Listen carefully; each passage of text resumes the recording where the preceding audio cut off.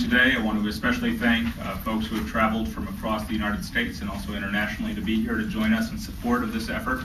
It's good to see a good crowd here. My name is Ben Manski, and I'm Executive Director of Liberty Tree, the Foundation for the Democratic Revolution. We are involved in coordinating this effort to bring the Guard home. It's the law campaign. And I'm going to start off with some introductory remarks and then turn it over to Karen Dolan, sitting here to my right. Today is the day, after years of lawless abuse of the National Guard at the hands of an overmighty federal executive, that the states begin to restore the Guard to its proper defense role at the front of our national defense. Today, the people of 18 states launch their campaign to win passage of what collectively can be identified as the National Guard legislation.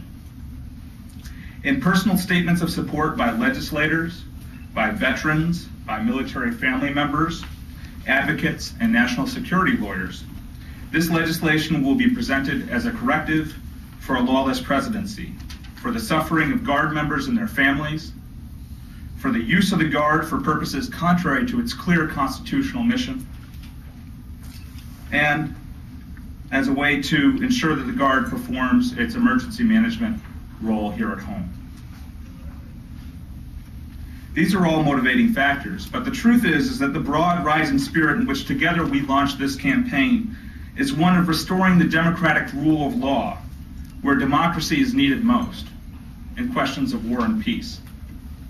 We must renew the National Guard in its historic role. For most of U.S. history, our armies were small and our militia were large.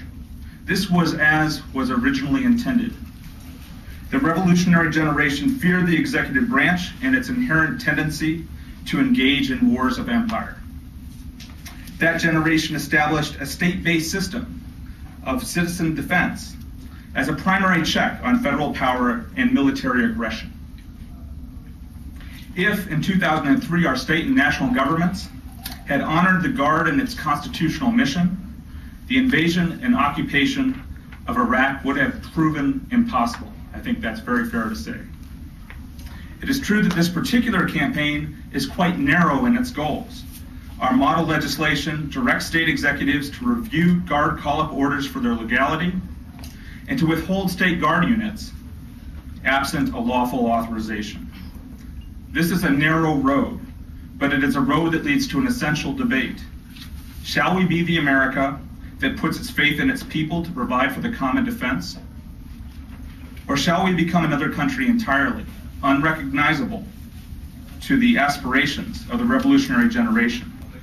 And on this day, here today, 24 hours following the inauguration of Barack Obama, our direction for action would seem clear.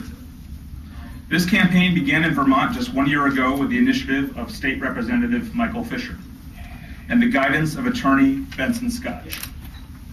Since then, it has spread from Vermont to Maine, Rhode Island, New Hampshire, Massachusetts, New York, New Jersey, Maryland, Virginia, Pennsylvania, Ohio, Wisconsin, Minnesota, Texas, and Oregon, and Alaska. So take note, Governor Palin. We recognize the leadership of the elected officials who have signed up to sponsor this legislation, and of the leadership provided by the veterans, the military families, the peace and democracy groups that have moved it. They are the true American heroes. And with that, I'm going to turn it over to Karen Dolan of the Institute for Policy Studies, who will be introducing our speakers today.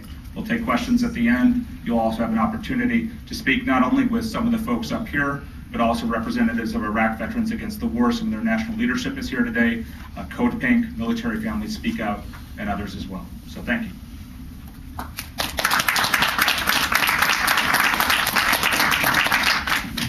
Thank you, Ben, so much. Ben has been tireless in his leadership of all of us, as Ben is an activist, a lawyer, and a legal scholar, and able to rein us all in and keep us focused and directed so that this campaign has spread so widely.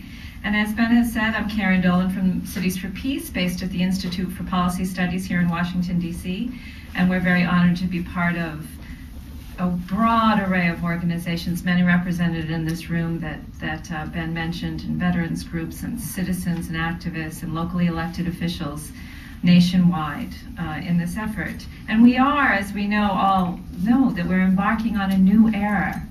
Thank goodness that the old one has passed. But it's incumbent upon us to work together now to be sure to reverse the abuses of power that have taken place over the last 8 years.